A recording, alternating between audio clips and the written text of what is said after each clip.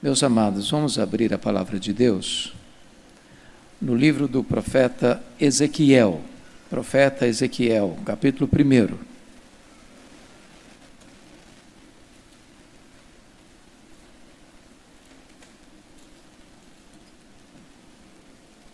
Profeta Ezequiel, capítulo 1.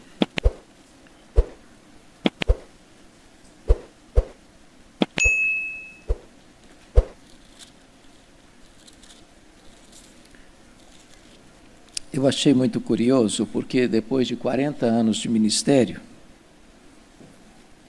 eu nunca tinha ouvido um sermão sobre a pessoa de Ezequiel. E recentemente eu ouvi um sermão sobre a vida de Ezequiel e me chamou a atenção. Eu procurei dar uma lida no livro, numa sentada só, e algumas coisas me queimaram o coração. E eu gostaria de repartir com vocês nesta noite. Então nós vamos iniciar lendo o capítulo 1, versos de 1 a 3. Aconteceu no 30º ano, no 5º dia do 4º mês, que estando eu no meio dos exilados, junto ao rio Quebar, se abriram os céus, e eu tive visões de Deus. No 5º dia do referido mês, no 5º ano do cativeiro do rei Joaquim, veio expressamente a palavra do Senhor a Ezequiel, filho de Buzi, o sacerdote, na terra dos caldeus, junto ao rio Quebar, e ali esteve sobre ele a mão do Senhor. Vamos ler capítulo 2, até o capítulo 3, verso 3. A vocação de Ezequiel. Esta voz me disse: Filho do homem, põe-te em pé e falarei contigo. Então entrou em mim o Espírito quando falava comigo e me pôs em pé e ouvi o que me falava. Ele me disse: Filho do homem, eu te envio aos filhos de Israel, às nações rebeldes que se insurgiram contra mim. Eles e seus pais prevaricaram contra mim, até precisamente ao dia de hoje. Os filhos são de duro semblante e obstinados de coração. Eu te envio a eles, e lhes dirás, assim diz o Senhor Deus: eles quer ouçam, quer deixem de ouvir, porque são casa rebelde, hão de saber que esteve no meio deles um profeta. Tu, ó filho do homem, não os temas, nem temas as suas palavras, ainda que haja sarças e espinhos para contigo, e tu habites com escorpiões, não temas as suas palavras, nem te assustes com o rosto deles, porque são casa rebelde. Mas tu lhes dirás as minhas palavras, quer ouçam, quer deixem de ouvir, pois são rebeldes. Tu, ó filho do homem, ouve o que eu te digo. Não te insurjas como a casa rebelde. Abre a boca e come o que eu te dou. Então vi, e eis que certa mão se estendia para mim, e nela se achava o rolo de um livro. Estendeu-o diante de mim, e estava escrito por dentro e por fora. Nele estavam escritas lamentações, suspiros e ais. Ainda me disse: Filho do homem, come o que achares, come este rolo, vai e fala à casa de Israel. Então abri a boca, e ele me deu a comer o rolo, e me disse: Filho do homem, dá de comer ao teu ventre, e enche as tuas entranhas deste rolo que eu te dou. Eu o comi, e na boca me era doce como mel. Irmãos amados, então eu gostaria de conversar um pouco com vocês hoje sobre a pessoa do profeta Ezequiel. Talvez meus sermões serão um pouco diferentes do habitual, e talvez eu demore um pouquinho mais do que costumeiramente eu demoro, mas eu gostaria de apresentar vocês um pouco hoje da vida deste homem. Jeremias já estava pregando em Jerusalém havia 4 anos, quando Ezequiel nasceu. Ele nasceu por volta do ano 622 a.C. E significa que Ezequiel cresceu ouvindo o profeta Jeremias pregar. Ezequiel era contemporâneo de Daniel. A palavra Ezequiel significa Deus fortalece, ou Deus é a minha fortaleza. Mas somos informados no capítulo 1, verso de número 3, que ele era filho de Buzi. E Buzi significa desprezo, ou aquele que é desprezado por Javé, desprezado por Deus. E é curioso que aquele que é chamado desprezado por Javé, ou desprezo, e os nomes eram dados por causa de alguma circunstância, seja familiar, ou seja do nascimento, o pai, Buzi, que significa desprezo, coloca o nome no seu filho de Deus é a minha fortaleza.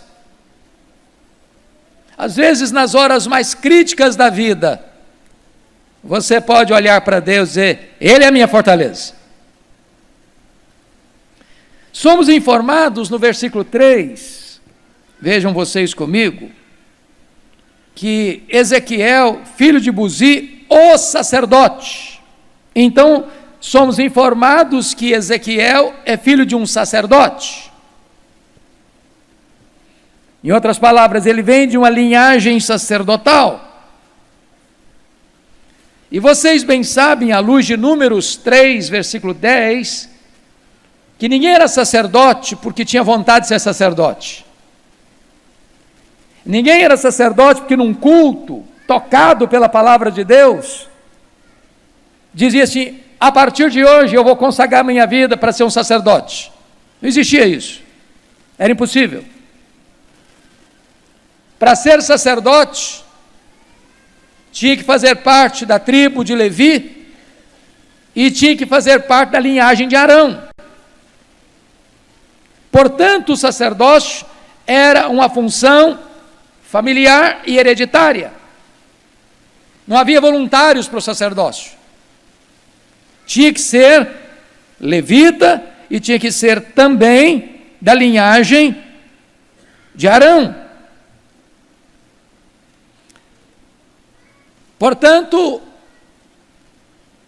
esse menino, chamado Ezequiel, nasceu de um pai que era sacerdote, e ele não tinha outra função, outra opção, a não ser um sacerdote, era hereditário. Ele nasceu para ser sacerdote. Mas notem vocês, que para ser sacerdote, tinha que ser da família de Levi, da linhagem da tribo de Levi, e tinha que ser da linhagem de Arão. Mas havia também um outro elemento seletivo.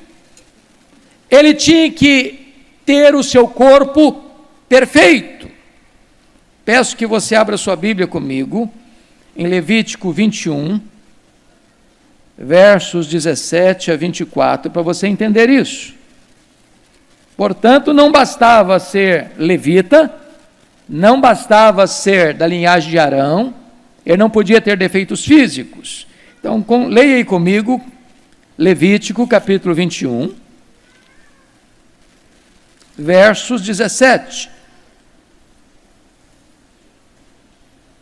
até o verso 24. Verso 16, disse mais o Senhor a Moisés, falarão dizendo, ninguém dos teus descendentes, nas suas gerações, em quem houver algum defeito, se chegará para oferecer pão ao seu Deus, pão do seu Deus, pois nenhum homem em quem houver defeito se chegará, como homem cego, ou coxo, ou de rosto mutilado, ou desproporcionado, ou homem que tiver o pé quebrado, ou a mão quebrada, ou corcovado, ou anão, ou que tiver belida no olho, ou sarna, ou impinges, ou tiver testículo quebrado. Nenhum homem da descendência de Arão, o sacerdote, em quem houver algum defeito, se chegará para oferecer as ofertas queimadas do Senhor. Ele tem defeito, não se chegará para oferecer pão do seu Deus. Comerá o pão do seu Deus, tanto do Santíssimo como do Santo. Porém, até o véu não entrará, nem se chegará ao altar, porque tem defeito, para que não profane os meus santuários, porque eu sou o Senhor, que os santifico. Assim falou Moisés a Arão, aos filhos deste e a todos os filhos de Israel. Portanto, não bastava ser apenas levita, não bastava apenas ser da linhagem de Israel, ele não podia ter defeito. Ele era um tipo de Cristo, não podia ter defeito. É por isso que você vai encontrar lá a rebelião de Corá, Datã e Abirão, e eles morrem, porque eles tentam usurpar o sacerdócio.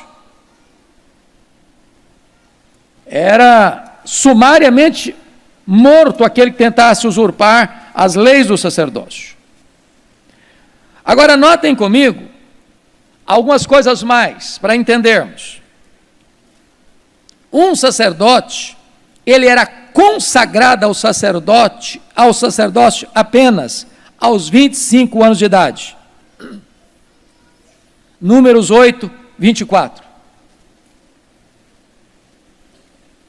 Ele nascia numa família sacerdotal, ele crescia com a vocação de sacerdote, mas ele só era consagrado ao sacerdócio aos 25 anos, conforme Números 8, 24. Mas só começava a exercer a função de sacerdote aos 30 anos, conforme Números 4, 3.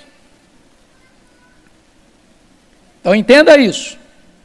Ele tinha que ser levita, tinha que ser da linhagem de Arão, não podia ter defeito, só era consagrado aos 25 anos e só começava a exercer o ministério aos 30. Conforme Levíticos 8, 24, na hora da consagração, ele recebia sangue na orelha direita, no polegar da mão direita e no dedão do pé direito. Por quê? Porque o sacerdote era aquele que escutava o povo e falava em nome do povo para Deus. Diferente do profeta que escuta Deus e fala ao povo. Ele tinha que ter um ouvido que filtrasse as coisas. Suas mãos pegavam em coisas sagradas. Seus pés entravam no Santo dos Santos. Então ele tinha que ter a orelha direita, polegar da mão direita e o dedão do pé direito coberto de sangue, no ato da consagração. Agora você pode perguntar, mas por que o sacerdote só era consagrado aos 25 anos e só começava o seu ministério aos 30? Meus irmãos, um sacerdote, ele tinha que ser um doutor na época. Por exemplo, ele tinha que ser um especialista e estudar algumas áreas. Por exemplo, ele tinha que entender profundamente de zootecnia. Ele tinha que entender de animais. Quando alguém trazia um sacrifício para oferecer a Deus, cabia ao sacerdote examinar o sacrifício, para não ter defeito. Porque se alguém oferecesse um sacrifício defeituoso, conforme está lá em Malaquias, a maldição caía sobre o sacerdote. Ele tinha perícia para entender isso. Segundo, o sacerdote tinha que estudar medicina. Vocês sabem que o sacerdote era a autoridade sanitária da época. Havia mais de 30 tipos de lepras, algumas curáveis, outras incuráveis. Quem dava o diagnóstico da doença era o sacerdote. Quem dava o alvará de soltura, ou melhor, o atestado de cura para a pessoa voltar a lide, era o sacerdote. Ele tinha que entender de medicina. Terceiro, o sacerdote tinha que entender de leis, a lei de Deus, porque cabia ao sacerdote ensinar o povo a lei de Deus. Ele era um mestre. Se o sacerdote falhasse em ensinar a lei de Deus ao povo, o povo se corromperia. Mais ainda, o sacerdote tinha que estudar as leis civis, ele tinha que ser uma espécie de advogado. Problemas matrimoniais, punições para certos tipos de assassinatos. Era o sacerdote que fazia toda esta análise para dar o seu veredito, para dar orientação de que tipo de pena a pessoa receberia. Pois bem, irmãos, Ezequiel cresceu como um filho de um sacerdote, com vocação para ser um sacerdote. Aos 25 anos ele é consagrado para ser sacerdote. E é nesse interregno, meus irmãos, é que um fato acontece na sua vida. Porque no ano 606, houve a primeira investida da Babilônia para tomar Jerusalém. Não consegue, mas leva os vasos do templo e leva uma pequena elite dos filhos dos nobres para a Babilônia, dentre eles Daniel e os seus amigos. Isso em 606. Mas em 596, na segunda investida de Nabucodonosor, 10.000 hebreus, judeus foram levados para a Babilônia, dentre eles Ezequiel. E agora diz a Bíblia, em Ezequiel, capítulo 1, que aqui está algo que os estudiosos penam para entender, porque olha como é que começa o livro. Aconteceu no 30º ano. E a pergunta é, que 30º ano é esse? Os estudiosos quebram a cabeça, porque não faz referência nenhuma que 30º ano é esse. Alguns dizem que foi o 30º ano, desde que a lei foi descoberta lá no templo, no período de Josias, mas não há nenhuma evidência histórica. A maioria dos estudiosos entendem que aconteceu no 30º ano do aniversário de Ezequiel. Ano em que ele, consagrado ao sacerdócio, deveria iniciar o seu ministério prático como sacerdote. Agora ele é levado como cativo. Ele é levado e fica entre os que estão lá, prisioneiros, refugiados, exilados. E talvez, não tendo ele o mesmo destino que teve Daniel, porque chegaram para ele, talvez, e perguntaram, e você sabe fazer o quê? Eu sei acender a luz do candelabro, eu sei fazer sacrifício. Bom, mas aqui não tem templo, aqui é terra pagã. E quando ele está para começar o seu ministério, ele está lá às margens do rio Quebar, junto com os exilados, talvez pisando barro, numa reviravolta total na sua vida. Ele que foi criado para ser um sacerdote, estudou para ser um sacerdote, se preparou para ser um sacerdote, e quando ele está para exercer o seu ministério, ele está exilado em terra estrangeira. Mas, amados irmãos, isso me impressiona, porque às vezes em 5 anos, entre a sua consagração e o começo do seu ministério, a vida dá uma girada muito alta, a mesa vira, o cronograma altera, de repente tudo que você planejou na vida vai por terra.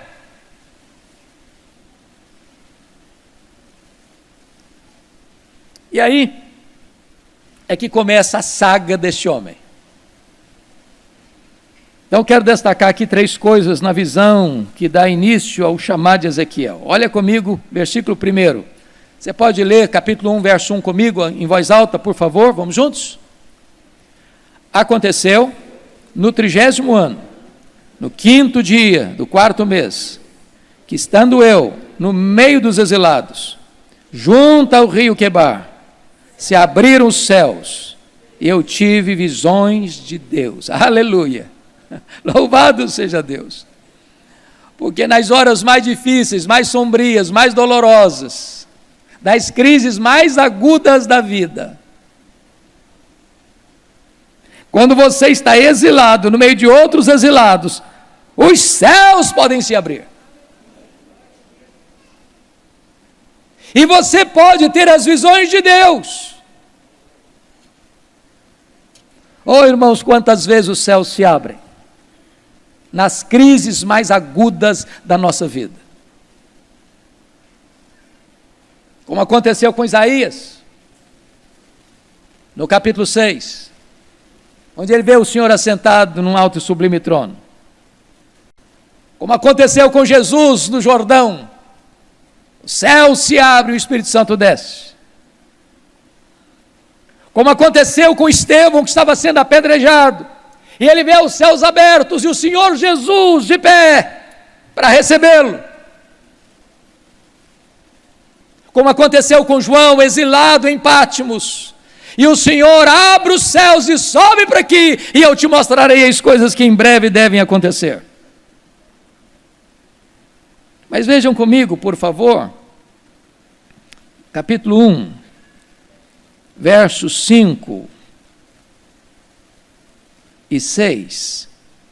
No meio dessa nuvem saía a semelhança de 4 seres viventes, cuja aparência era esta: tinham a semelhança de homem, cada um tinha 4 rostos, como também 4 asas. Agora notem comigo, por gentileza, no versículo 10, a forma de seus rostos era como de homem, à direita. Os 4 tinham um rosto de leão, à esquerda rosto de boi e também rosto de águia. Todos os 4. E aí você vai começar a perceber que estas 4 figuras, leão, boi, homem e águia, representam os 4 evangelhos. Aliás, representa a própria pessoa de Cristo, que é representado nos 4 evangelhos assim. Mateus apresenta Jesus com o rosto de leão, ele é o rei dos reis. Marcos apresenta Jesus com o rosto de boi, é o animal do serviço, e Marcos apresenta Jesus como servo. Lucas apresenta Jesus como homem perfeito, rosto de homem. João apresenta Jesus com o rosto de águia, representando a sua divindade. Então, nesta roda que ele vê, como um giroscópio, com olhos por todos os lados, retratando os atributos de Deus, tem uma única finalidade: é mostrar para o profeta Ezequiel, ao sacerdote, até então Ezequiel, que o cativeiro que estava prestes a consumar-se lá em Jerusalém, porque Jerusalém não tinha caído ainda. Vocês sabem que Jerusalém só caiu em 586. E Ezequiel foi levado 10 anos antes, em 596. Que tudo isso estava debaixo do conhecimento e do controle de Deus. A Bíblia deixa isso claro. Não foi a Babilônia que invadiu em Jerusalém e tomou Judá e conquistou e quebrou a cidade, os muros, queimou as portas, arrasou o templo, porque era forte, Israel, o Judá fraco. Não, Deus entregou para disciplinar o seu povo rebelde. Agora olha comigo, capítulo 1, versículo 28. Como o aspecto do arco que aparece na nuvem em dia de chuva, assim era o resplendor em redor. Esta era a aparência da glória do Senhor. Vendo isso, caí com o rosto em terra e ouvi a voz de quem falava. Esta é uma visão do arco-íris, barco celeste. Agora notem, irmãos, que o arco-íris aparece em 3 circunstâncias na Bíblia. Em primeiro lugar, aparece lá em Gênesis 9:11, depois da tempestade. Em segundo lugar, aparece lá em Apocalipse, capítulo 4, verso 3, antes da tempestade. Mas aqui em Ezequiel 1:28, o arco-íris aparece no meio da tempestade. E o que é o arco-íris?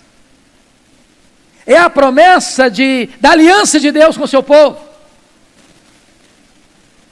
Apesar do juízo, apesar da disciplina, Deus está firmando aliança com o seu povo. Então o arco-íris vem depois da tempestade, o arco-íris vem no meio da tempestade, o arco-íris vem depois da tempestade. Porque Deus está antes da tempestade, Deus está no meio da tempestade, Deus está depois da tempestade. Deus está no controle. Aí chega o capítulo 2, versos 8 a 10, e acontece aqui o chamado dele. Porque notem vocês que ele é sacerdote. Ele nasceu sacerdote. Ele cresceu como sacerdote. Ele estudou para ser sacerdote. Ele foi consagrado como sacerdote. Mas na hora de exercer a função, ele está entre os exilados da Babilônia. Não tem templo, não tem sacrifícios, não tem candelabro, não tem mesa da proposição, não tem altar de incenso, não tem santo dos santos. E aí acontece o chamado dele. Notem comigo, por favor.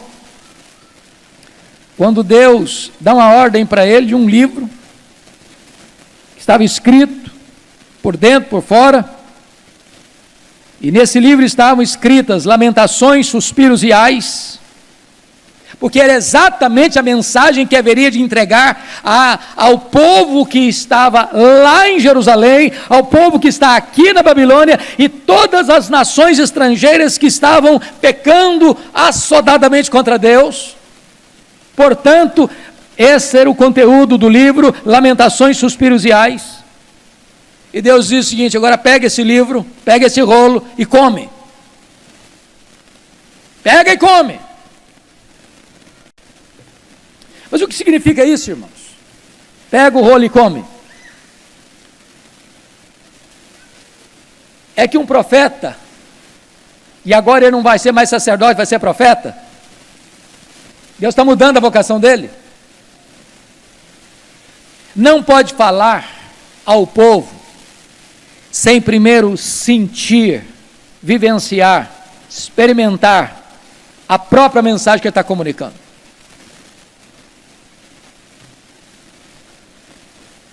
Ele precisa sentir o que é isso. Foi como aconteceu com o profeta Oséias. Deus falou ao povo muitas vezes, de várias maneiras. O povo não ouvia Deus. Aí Deus levanta o profeta Oséias e diz: Oséias, você vai lá agora e casa com uma mulher de prostituições. E tenha filhos de prostituições. Para que o povo pudesse, para que o profeta pudesse entender o que está no coração de Deus. O povo era infiel a Deus. Deus era considerado o marido do povo, mas o povo era com a mulher infiel, que se encantava com os muitos amantes e deixando Deus de lado. E Deus está dizendo: Oséias, você não vai só falar a minha mensagem, não, você vai representar a minha mensagem, você vai sentir e representar a minha mensagem. Para que quando eu falar para você a dor que eu estou sentindo com o marido traído, você possa saber o que é que está passando no meu coração.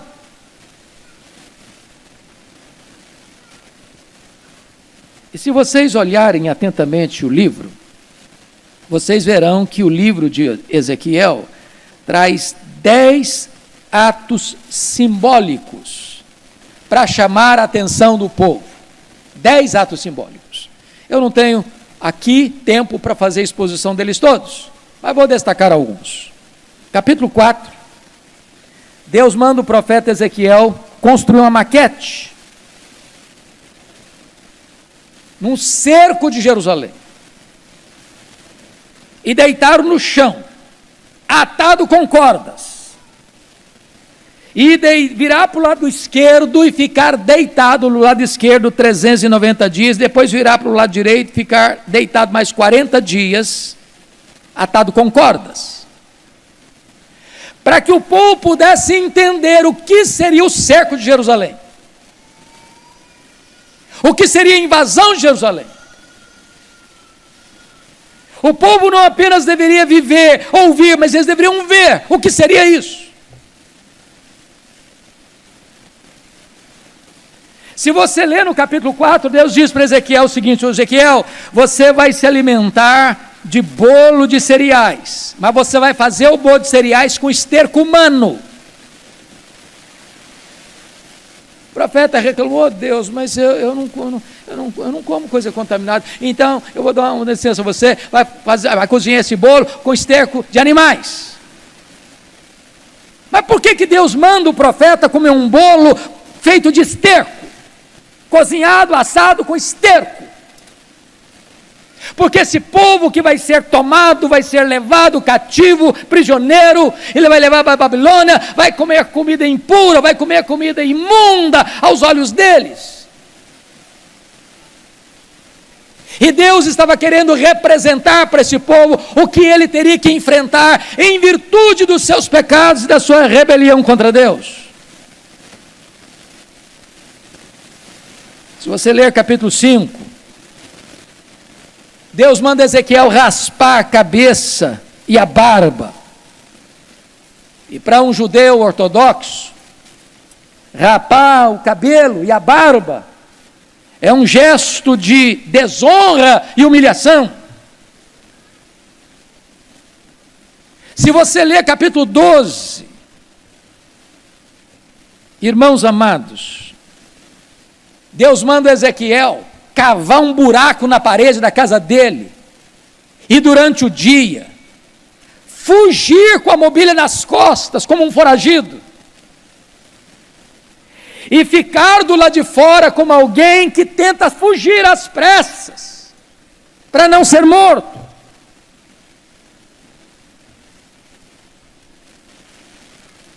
Se você ler no capítulo 21, Deus manda o profeta Ezequiel sentar e suspirar e chorar após profetizar sobre Jerusalém, depois de pregar a sua queda, para que o povo pudesse entender a dor que ele iria sentir ao sofrer um cerco, um ataque, uma invasão militar que haveria de destruir a cidade, queimar o templo, arrasar com tudo e levar o povo embora cativo. Mas o pior não foi isso. Eu queria que você abrisse agora a sua Bíblia comigo, no capítulo 24.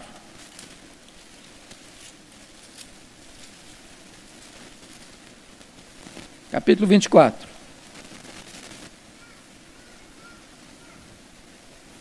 Versos 15 em diante. Você pode ler comigo? Eu peço que você preste muita atenção na leitura desse texto. Toda a igreja comigo, em voz bem pausada, para vocês compreenderem o que está acontecendo aqui. Veio a mim a palavra do Senhor, dizendo: Filho do homem, eis que às súbitas tirarei a delícia dos teus olhos, mas não lamentarás, nem chorarás, nem te correrão as lágrimas. Geme em silêncio, não faças lamentação pelos mortos. Prende o teu turbante, mete as tuas sandálias nos pés, não cubras os bigodes, e não comas o pão que te mandam. Falei ao povo pela manhã, e à tarde morreu minha mulher. Na manhã seguinte, fiz segundo me havia sido mandado. Então me disse o povo: não nos farás saber o que significa estas coisas que estáis fazendo? Eu lhes disse: veio a mim a palavra do Senhor dizendo: dize à casa de Israel, assim diz o Senhor Deus: eis que eu profanarei o meu santuário, objeto do vosso mais alto orgulho, delícia dos vossos olhos e anelo de vossa alma. Vossos filhos e vossas filhas que deixastes cairão à espada. Vocês já imaginaram o que Deus está falando com ele? Ezequiel, eu vou tirar a delícia dos teus olhos. A sua mulher vai morrer. Mas não lamente. Prenda o choro. Não chore. Geme em silêncio. Para que esse povo possa entender o que vai acontecer em Jerusalém. Quando Nabucodonosor entrou com seu exército para arrasar a cidade, pisando crianças, matando velhos, rasgando o ventre das grávidas, passando ao fio da espada a mulheres e jovens e crianças e todos. O povo precisava entender a gravidade que seria a invasão de Jerusalém. Por que Deus está falando isso? Vocês se lembram que Deus levantou Jeremias? Jeremias alertou, e o povo não quis escutar Jeremias, prenderam Jeremias. Prenderam Jeremias. E agora Deus está levantando a Ezequiel lá na Babilônia. Jerusalém não caiu ainda, vai cair. E ele está profetizando a queda de Jerusalém. Mas o profeta tem que sentir na pele o que vai acontecer. Eu vou tirar a delícia dos seus olhos, Ezequiel. E geme em silêncio. Geme em silêncio. Porque é isso que vai acontecer lá. E quando o povo perguntou, mas como, Ezequiel? O que significa isso? A sua mulher morre e você não chora, e você está gemendo em silêncio, e você continua pregando. Me fale para nós o que significa isso. E Deus diz, assim diz o Senhor: a delícia dos olhos de vocês, o santuário, o templo, o orgulho de vocês vai ser invadido, vai ser profanado, vai ser destruído.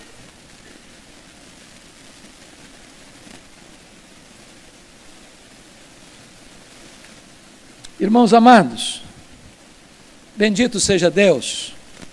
A profecia bíblica, ela embora apresente esses dramas todos, mas a profecia bíblica abre também uma porta da esperança. Se você ler esse livro, do capítulo 1 ao 3 é a chamada de Ezequiel, do capítulo 4 ao capítulo 24 é o juízo sobre Jerusalém, depois do 25 ao 32 é o juízo sobre as nações que oprimiram Jerusalém, mas nos capítulos 33 a 48, você vê a restauração do povo de Deus. A esperança para nós, irmãos. A esperança para você. A esperança para mim. E eu gostaria apenas de destacar 2 textos do sinal dessa esperança. Abra sua Bíblia comigo em Ezequiel 37, por favor. Veja essa cena.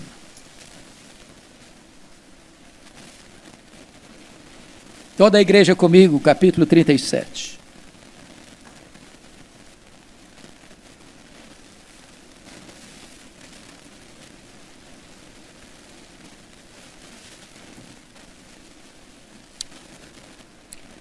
Veio sobre mim a mão do Senhor, e Ele me levou pelo Espírito do Senhor, e me deixou no meio de um vale que estava cheio de ossos. Um sacerdote não podia tocar em ossos. Não podia. Levítico 21:11. E Deus o leva pelo Espírito e o deixou, preste atenção, no meio de um vale que estava cheio de ossos. Agora preste atenção que Deus faz outra coisa no verso 2. E me fez andar ao redor deles. Por que no meio e depois ao redor? Ezequiel tinha que ter uma visão global, plena, ampla, completa, de toda a cena. Ele tinha que ter uma visão das bordas e uma visão do centro. E me fez andar ao redor deles. E está escrito, eram muito numerosos na superfície do vale. E diz o texto, estavam sequíssimos. Então me perguntou, filho do homem, acaso poderão reviver esses ossos?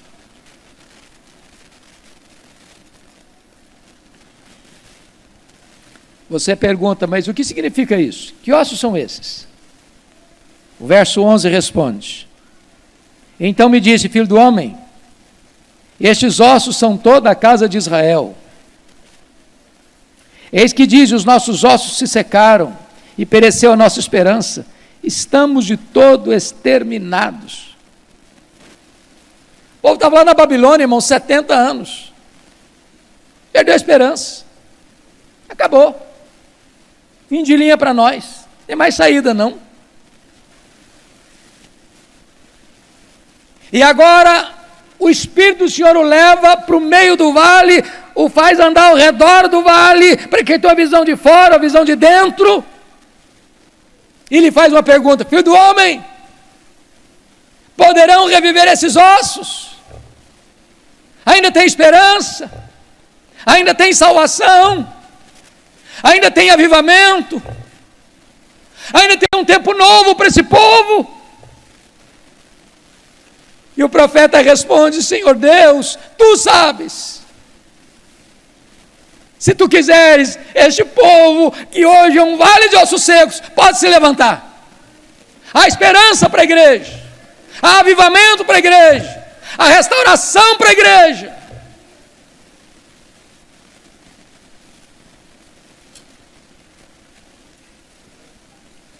Disse-me ele, versículo 4, profetiza esses ossos, e dize-lhes, ossos secos, ouvi a palavra do Senhor. Assim diz o Senhor, Deus, a estes ossos, eis que farei entrar o meu espírito em vós e vivereis. Porei tendões sobre vós, farei crescer carne sobre vós estenderei pele, porei em vós o espírito e vivereis, e sabereis que eu sou o Senhor.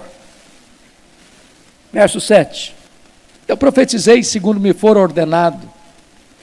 Enquanto eu profetizava, um ruído, um barulho de ossos que batiam contra ossos e se ajuntavam cada osso ao seu osso. Olhei e eis que havia tendões sobre eles e cresceram carnes e se estendeu pele sobre eles, mas não havia neles o Espírito. Verso 9. Então ele me disse, profetiza o Espírito, profetiza, ó filho do homem. E diz-lhe, assim diz o Senhor Deus, vem dos quatro ventos, ó Espírito, e assopra sobre estes mortos para que vivam. Profetizei como ele me ordenara, e o Espírito entrou neles, e viveram, e se puseram em pé, um exército sobremodo numeroso. Louvado seja Deus. Há esperança, irmãos, há esperança para a igreja. Os homens podem olhar para nós e decretar nossa falência. Deus olha para nós e vê num vale de ossos secos um exército poderoso. Mas me permita concluir, remetendo vocês ao capítulo 47. Se vocês já leram este livro, vocês notarão que a partir do capítulo 40, ele começa a fazer uma descrição, uma visão do templo. E não é o segundo templo. Não, nem o templo de Herodes. A descrição do templo aqui não cabe em nenhuma construção humana.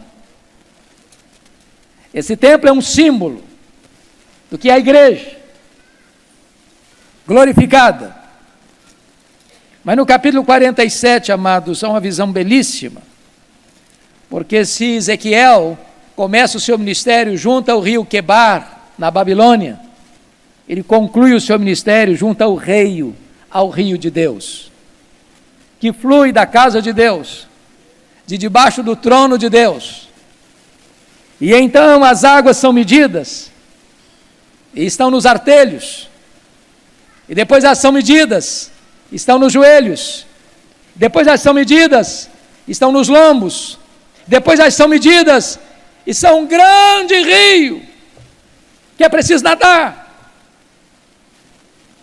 O que representa que Deus sempre tem mais para nós. Deus quer nos levar a experiências mais profundas com Ele, a ponto de navegarmos no rio do Espírito.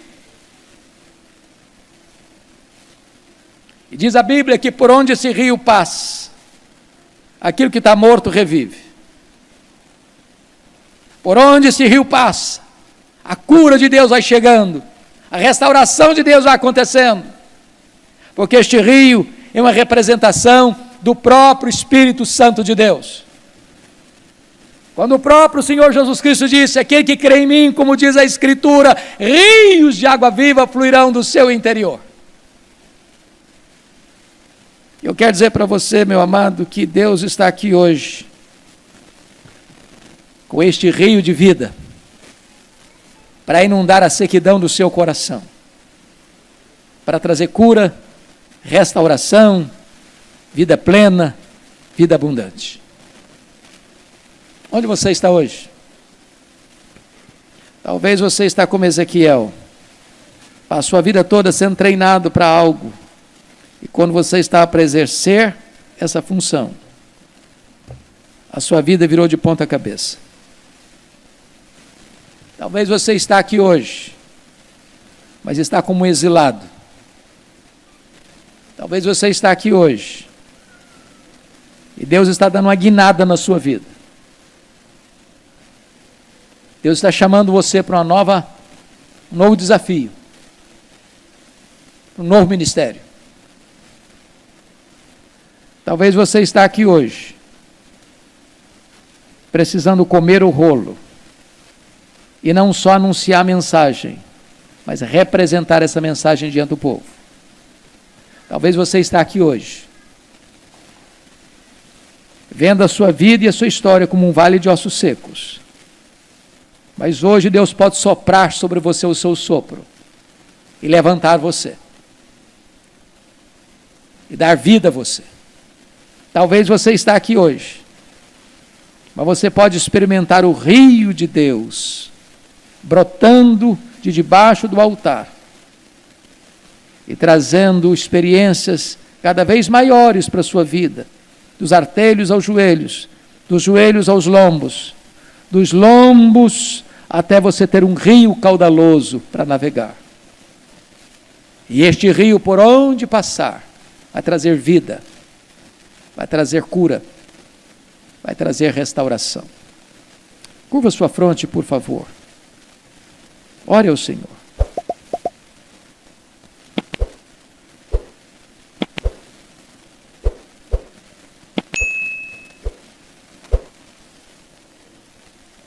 O que é que você precisa hoje? Da parte de Deus. Você que talvez nasceu numa família cristã, você que aprendeu as coisas de Deus desde a infância, a você que viu tantas coisas difíceis acontecer na sua história, e o Senhor Deus está aqui hoje, poderoso para restaurar a sua sorte, para mudar a sua sorte.